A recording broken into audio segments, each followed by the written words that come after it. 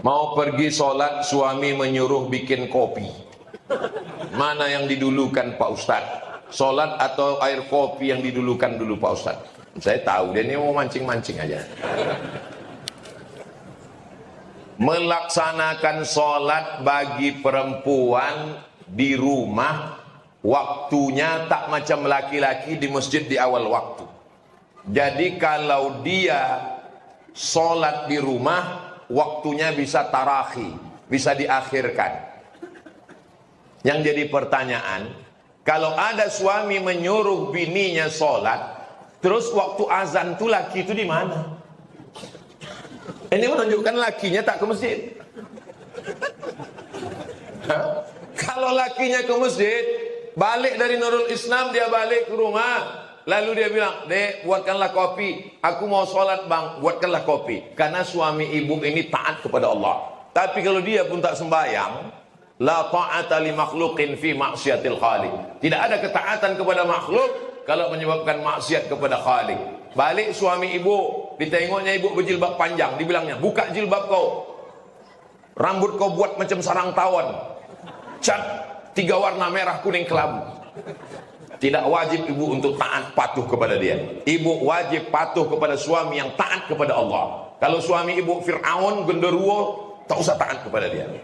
Kalau takut melawan dia, kirimkan foto saya, gambar video saya ini ke dia. Tontonnya, betul aku Fir'aun nih, gitu dia. Kalau dia pulang, maka ibu layankan dia, kasih makan, kasih minum. Sebagaimana Abu Talhah pulang, habis berdagang, berniaga, cari nafkah, dia pulang ke rumah. Waktu dia pergi itu anaknya sakit. Pulang dia tanya sama istrinya, "Mana anak kita?" Apa kata istrinya menjawab, "Askanu mimma qablu." Anak kita lebih tenang daripada sebelumnya. Disiapkannya makanan lakinya, disiapkannya minumannya. Lalu kemudian itu maaf, beribu maaf. Mereka setelah itu pun berhubungan. Setelah selesai baru diceritakannya, "Anak kita itu sudah mati bang." Jadi kau bilang lebih tenang dari sebelumnya? Karena mati itu lebih tenang daripada hidup. Mau ngamuk dia. Tapi kemudian dibalas Allah karena dia menenangkan suaminya. Dari hasil hubungannya itu lahirlah anak-anak para alim ulama penghafal Quran. Diganti Allah anaknya yang meninggal itu. Jadi tenangkan dia. Orang sekarang enggak, baru demam-demam sedikit bertelepon. Anaknya sehat, laki itu mati. Kalau suami ibu orangnya taat, kalau suami ibu orangnya dekat Allah, patuhlah sama dia. Law kuntu amiran ahadan ala ayyasjuda ala ahadin. Kalaulah boleh manusia sujud kepada manusia, ku perintahkan istri sujud kepada suami. Tapi karena tak boleh bersujud, tak boleh ibu bersujud. Kalau boleh bersujud, dibolehkan Allah, Nabi bersujud pada suami. Innama huwa naruki wa jannatuki. Suamimu itu surgamu dan nerakamu. Gara-gara suamimu kau bisa masuk surga, gara-gara suamimu juga kau bisa masuk neraka. Tapi kalau dia tak taat kepada Allah, tak patuh kepada Allah, maka tak ada ketaatan kepada suami yang tak taat kepada Allah dan kepada sunnah Rasulullah sallallahu alaihi wasallam. Jelas? Jelas? Apa hukumnya menikahi janda?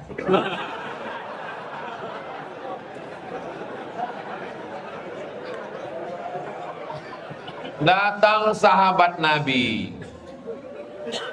Kata Nabi, "Kau nikah?" "Iya ya Rasulullah." "Halla bikron, kenapa kau tak nikah sama anak gadis?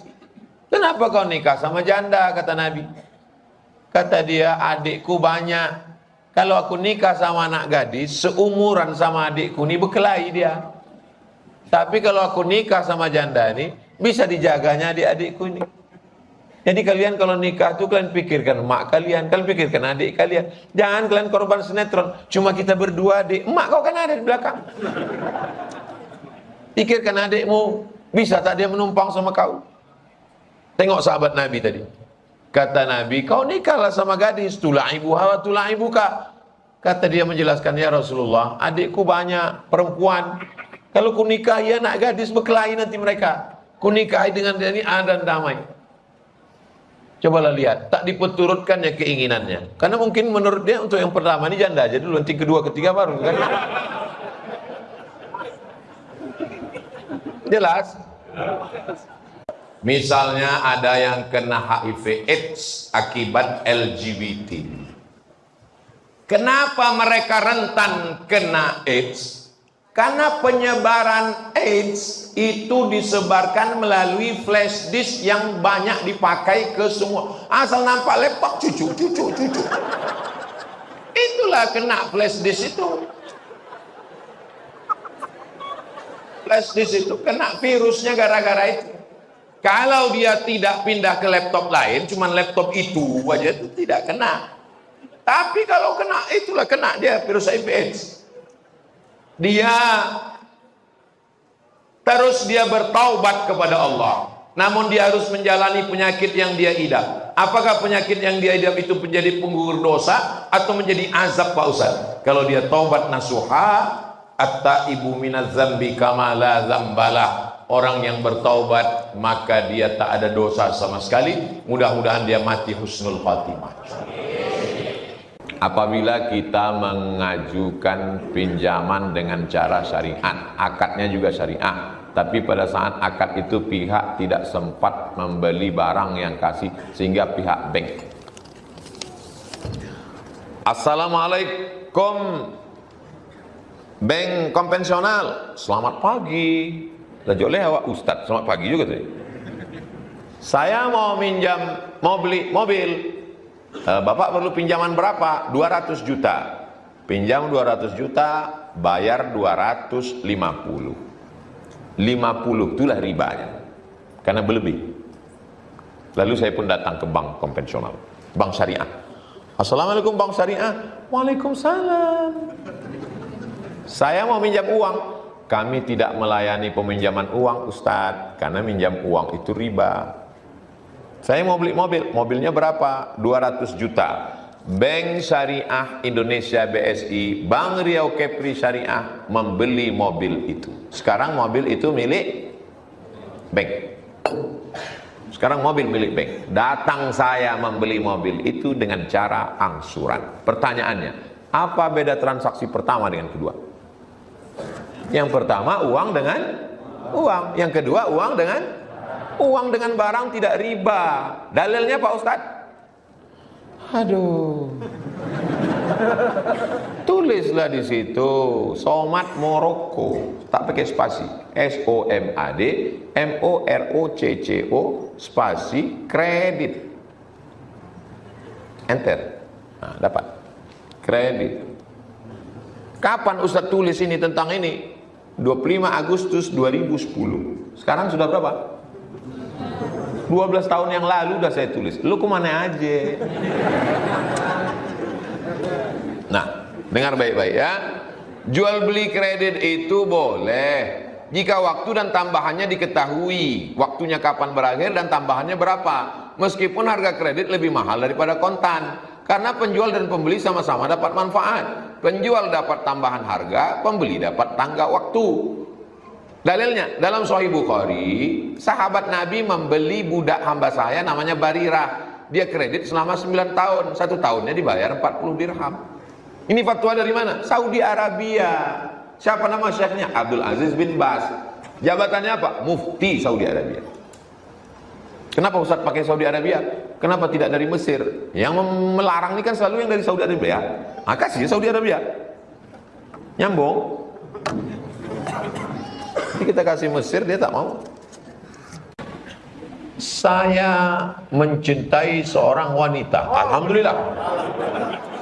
Alhamdulillah. Masih ada anak laki-laki mencintai perempuan. Alhamdulillah. Sekarang anak laki-laki mencintai laki-laki. Saya ingin menyampaikan niat baik saya ini kepada dia. Namun saat ini saya tak ingin mengganggu kuliahnya. Bolehkah saya berikhtiar untuk mencintai dia sampai saya menghalalkannya? Bagaimana cara ikhtiar mencintai wanita dalam Islam? Kalau antum mencintai perempuan yang sedang kuliah, belum tentu bapaknya izin anak itu kuliah sambil nikah. Belum tentu dia pula mau sama kamu. Berapa banyak cinta kelapa, awak cinta dia tak apa-apa. Bertepuk sebelah tangan, mana berbunyi.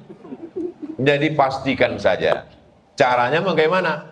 Datang kamu ke rumah bapaknya, jangan sendirian. Bawa ketua Masjid Al-Muslimin, bawa ketua Yayasan Tabung Wakaf Umat. Ustaz Al-Naf nih, jangan khawatir sama Ustaz Al-Naf, kota dia udah penuh. Jangan kalian bawa saya.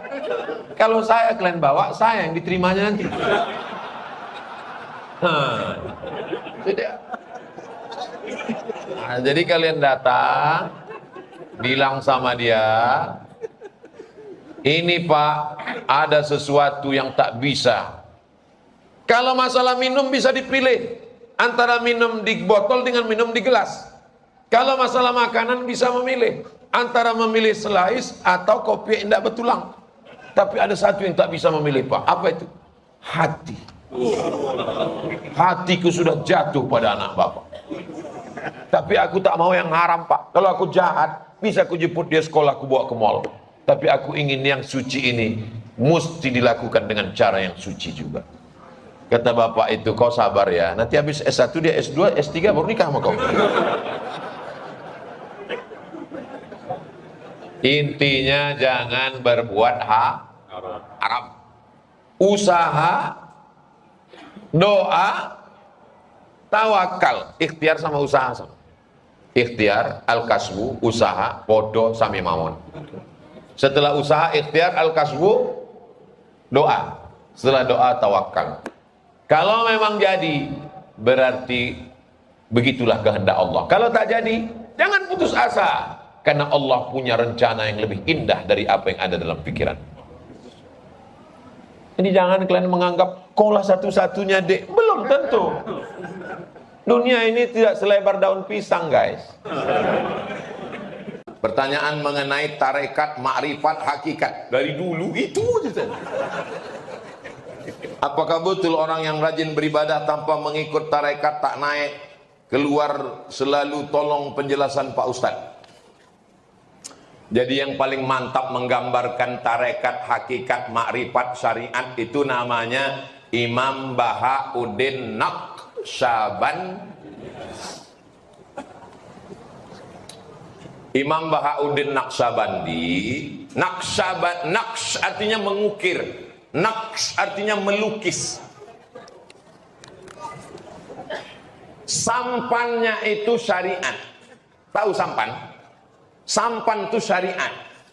Lautnya itu hakikat. Berenangnya itu tarikat. Mutiara yang ada di dalam laut itu ma'rifat. Bisa kita ulang? Sampannya itu syariat. Lautnya itu hakikat. Berenangnya itu tarikat. Kalau sudah masuk ke dalam, dapat mutiara dalam kerang, namanya ma'rifat. Itulah dia gambaran Imam Bahauddin Naqsyabandi. Nama tarekatnya Tarekat Naqsyabandiyah. Ulamanya yang paling besar di Makkah, di Jabal Abi Qubais, namanya Syekh Sulaiman Zuhdi. Syekh Sulaiman Zuhdi punya murid namanya Maulana Ibrahim. Itulah dia di kumpulan Naqsyabandiyah kumpulan. Syekh Sulaiman Zuhdi punya murid namanya Syekh Abdul Ghani Al-Kampari. Itulah dia di Batu Besurat Kampar. Syekh Sulaiman Zuhdi punya murid namanya Syekh Ismail. Itulah yang ada di sorga. Tahu sorga? Surau Gadiang, Rokan Hulu. Syekh Sulaiman Zuhdi punya murid namanya Syekh Abdul Wahab. Itulah dia Syekh Abdul Wahab Rokan. Syekh Abdul Wahab Rokan punya cicit. Itulah dia Pak Wakil Bupati Siak, Pak Husni Mirza. Jadi tarekat itu adalah cara mengingat Allah. Nanti kalau sudah caranya dapat, lalu kemudian dia bertemu dengan hakikat, sampailah dia kepada ma'rifat. Imam Al-Ghazali pernah ditanya, Imam Ghazali, ya, ma'rifat itu apa? Kata Imam Ghazali, ma'rifat itu nurun yaqzifullahu fi qalbi abdih cahaya yang ditembakkan ke dalam hati seorang hamba. Kalau sholat begini, syariatnya angkat takbiratul ihram, menghadap ke kiblat, baca Fatihah, baca ayat, ruku, i'tidal, sujud, itu syariat. Hakikatnya adalah mengingat Allah. Hakikat daripada sholat itu adalah mengingat. Syariatnya itulah dia. Tarekatnya caranya, cara berzikirnya mengingat Allah. Dihentakkan ke tangkai jantung, la ilaha illallah. Zikir nafi isbat. Tapi ada lagi namanya zikir ismuzat. Zikir ismuzat tak berbunyi, tak bersuara. Telinga aja mendengar Allah Allah Allah Allah Allah Allah Allah Allah Allah Allah Allah Allah Allah. Itu yang diajarkan waktu orang bersuluk. Bersuluk 10 hari, satu hari zikirnya 15.000, 10 hari 150.000. Makan nasi besukat tak pakai lauk di dalam kelambu. Ustaz Tengku Zulkarnain almarhum ditanya orang, Ustaz Tengku, ya kenapa orang bersuluk itu pakai kelambu? Dijawab Ustaz Tengku, banyak nyamuk. Pakai kelambu petak karena dia merasakan seakan-akan dia dalam liang lahat. Kiri liang lahat, kanan lahat, depan lahat, belakang lahat, atas lahat. Berzikir Allah, Allah, Allah, Allah, Allah, Allah. Menghidupkan kalbunya sampai akhirnya dia ma'rifat. Ma'rifat itu artinya Allah memancarkan cahaya ke dalam hatinya. Berapa lama Imam Al-Ghazali sampai ke maqam ma'rifat itu? 11 tahun berkhalwat. Khalwat bersunyi-sunyi hanya dengan Allah. Jadi jangan nanti ikut bersuluk baru 2 malam, balik ke rumah, Ustaz, nampak saya tadi malam, bini saya tuh bercahaya badannya. Itu bukan ma'rifat, dia sedang memeriksa handphone kau. Itulah dia syariat, hakikat, tarikat, ma'rifat. Nama imamnya Bahauddin Naqsabandi, tarekat Naqsabandiyah. Nama imamnya Abul Hasan Syazili, tarekat Syaziliyah. Nama imamnya Syekh Abdul Karim Samman, tarekat Sammaniyah. Nama imamnya Syekh Abdullah Syattari, tarekat Syattariyah. Jangan laga-laga antar tarekat ini, karena mereka tak pernah berkelahi. Ini nama kapalnya Sattariyah, ini nama kapalnya Naqsabandiyah, ini nama kapalnya Samaniyah, ini nama kapalnya Tijaniyah. Lautnya adalah la ilaha illallah. Tujuannya adalah ilahi anta maksudi wa ridhaka matlubi. Jadi orang bersuluk itu bukan mau jalan di atas air. Untuk apa jalan di atas air? Jembatan siap banyak. Orang bersuluk itu bukan mau jadi kebal. Untuk apa kebal? Banyak rompi anti peluru. Orang bersuluk itu bagaimana melekatkan zikir dalam hatinya, maka dia sampai pada puncaknya. Alladzina yadhkurunallaha qiyaman wa qu'udan wa 'ala junubihim. Tegak, duduk, berbaring, berzikir mengingat Allah. Dalam tangkai jantung Allah, Allah, Allah, Allah, Allah. Di dalam dada ini ada qalbu. Di dalam qalbu ini ada ruh. Di dalam ruh itu ada sir. Sir itulah rahasia Allah yang ditanamkan ke dalam diri manusia. Itulah yang dihidupkan dengan zikir. Ditalkinkan guru ke telinga sebelah kanan. La ilaha illallah. Saya mau bertalkin ke guru Pak Ustaz. Nanti habis hari raya pergi ke Medan. Dari Medan terus ke Langkat sampai Tanjung Pura, sudah jembatan belok ke kiri, pergi ke Besilam. Dulu nama kampung itu Babus Salam. Waktu Syekh Abdul Wahab Rokan dapat tanah itu dari Sultan Musa, Sultan Langkat, Melayu, kata Tuan Sultan, kasihlah nama kampung ini Tuan Guru. Tuan Syekh Abdul Wahab memejamkan matanya, nampaknya pintu Masjidil Haram. Pintu masuk Masjidil Haram itu namanya Babus Salam. Orang Melayu susah nyebut Babus Salam. Kau nak ke mana? Besilam. Sekarang Tuan Guru yang ke-13. Dari mulai Tuan Guru tua yang pertama Syekh Abdul Wahab, sekarang Tuan Guru yang 13 namanya Syekh Dr. Zikmal Fuad. Nanti habis Idul Fitri pergi ke sana minta talqin. Bilang kami ini utusan dari Riau mau mengambil talqin zikir, mau bersuluk 10 hari. Nanti dibisikkannya ke telinga talqin. La ilaha illallah. Solat lebih khusyuk, hati lebih tenang. Suami ibu kalau bersuluk bagus, insya Allah dia tak akan dilarikan pelakor. Jelas? Tak jelas kata orangnya. Mahasiswa sekarang beranggapan bahwa kuliah ini semata-mata cari nilai serta mikirin kerja. Sebenarnya tolak ukur satu tujuan kita kuliah itu untuk apa Pak Ustadz? Adakah universitas yang bisa tahu isi kepala saya ini? Tidak tahu. Bagaimana cara universitas bisa tahu isi kepala saya? Dengan secari kertas. Nama kertasnya ijazah. Ijazah itu bahasa Inggrisnya lisans. Lisans, licence. Sampai ke Malaysia jadi lesen. Awak dah ada lesen ke? Dari mana kita tahu dia bisa nyetir atau tidak? Karena kartu itu lesen. Surat izin mengemudi, namanya surat, tapi isinya kartu. Itu sebetulnya kartu, bukan surat. Karena surat itu orang ikut. Jadi sekolah itu adalah untuk bukti bahwa orang pernah belajar dan dia punya ilmu. Maka saya ingin jadi dosen karena ingin membahagiakan orang tua saya. Saya dulu tak tahu nanti mau jadi apa. Yang penting aku kuliah aja dulu, kuliah. Nanti setelah tamat aku mencari kerja, kalau dapat duit membahagiakan orang tua. Kalau niatnya bahagiakan orang tua, yang lain nyusul. Tapi kalau antum niatnya untuk yang lain, orang tua belum tentu dapat. Ridha Allah fi ridhal walidain. Ridha Allah pada orang tua. Saya tidak menasihati, saya hanya sekedar cerita. Ikut saya tes di UIN. Kata mak, kita tak mungkin lulus mak, tak ada backing, tak ada backup, tak ada keluarga, tak ada siapapun. Kalau kata Allah kau lulus, kau lulus. Kalau kata Allah kau tak lulus, berarti rezeki kau tempat lain. Orang tua selalu membangkitkan semangat. Jadi kalian belajar aja, cepat selesai. Gimana caranya biar cepat selesai? Saya 4 tahun di Mesir, 2 tahun di Maroko, tidak pernah minta duit seperak haram. Itu maka saya menggebu cepat selesai. Karena kalau tak cepat selesai, beasiswa ini putus. Kalau sampai 2 kali tak naik tingkat, beasiswa putus, tak dapat tiket balik, siap-siap merakit dari Sungai Nil ke Sungai Siak. Aku mesti cepat selesai. Beda orang lari jalan santai dengan lari dikejar anjing. Kalau antum mau cepat lari, pergi ke pasar pagi Arengka, beli 1 tulang kambing, ikatkan di pinggang, suruh 3 anjing herder ngejar di belakang. Insya Allah antum lebih cepat dari Ferrari. Cemana supaya kuliah ini cepat? Telepon orang tua, mak ya jangan kirim duit, biar aku cari duit. Pagi kuliah, sore cari pekerjaan, dorsmer, cuci mobil, macam-macam.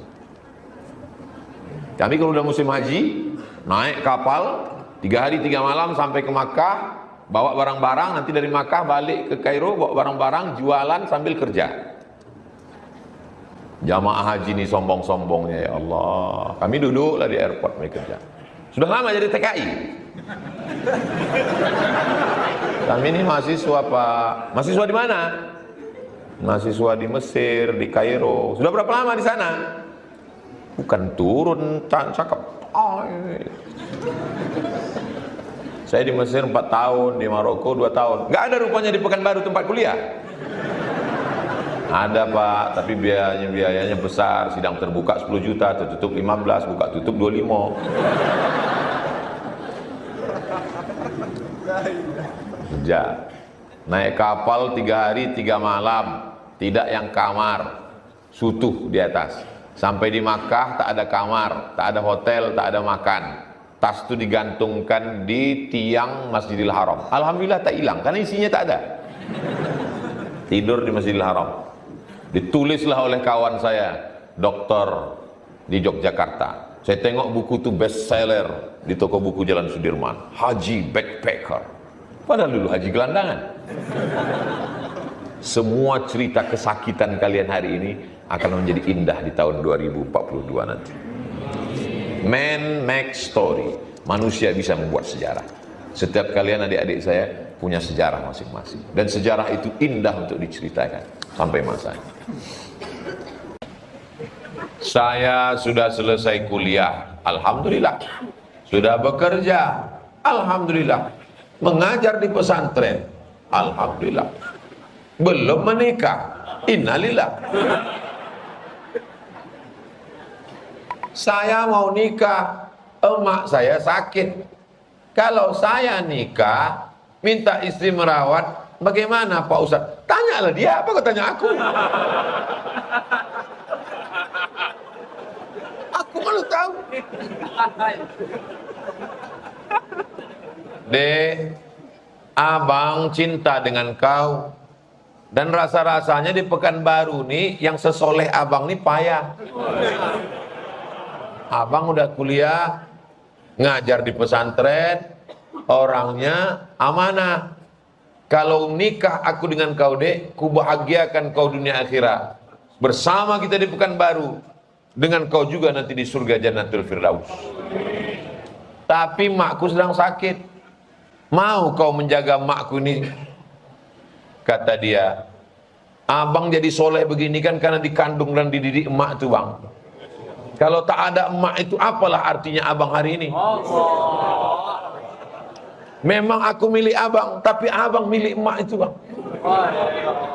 Ini saya mengajari cara perempuan itu menjawab nanti beginilah. Kalau begitu kata dia, nikahi dia. Tapi kalau kata dia, gimana kita mau bahagia, mau bulan madu kalau emak kita sakit? Bunga bukan setangkai, kumbang bukan seekor. Patah tumbuh hilang berganti, hilang satu tumbuh seribu. Apa dunia ini sempit? Sekarang perbandingan laki-laki dengan perempuan. Satu laki-laki itu 50 perempuan sekarang udah di akhir zaman. Jadi kenapa kau mesti pertahankan mak lampir nih?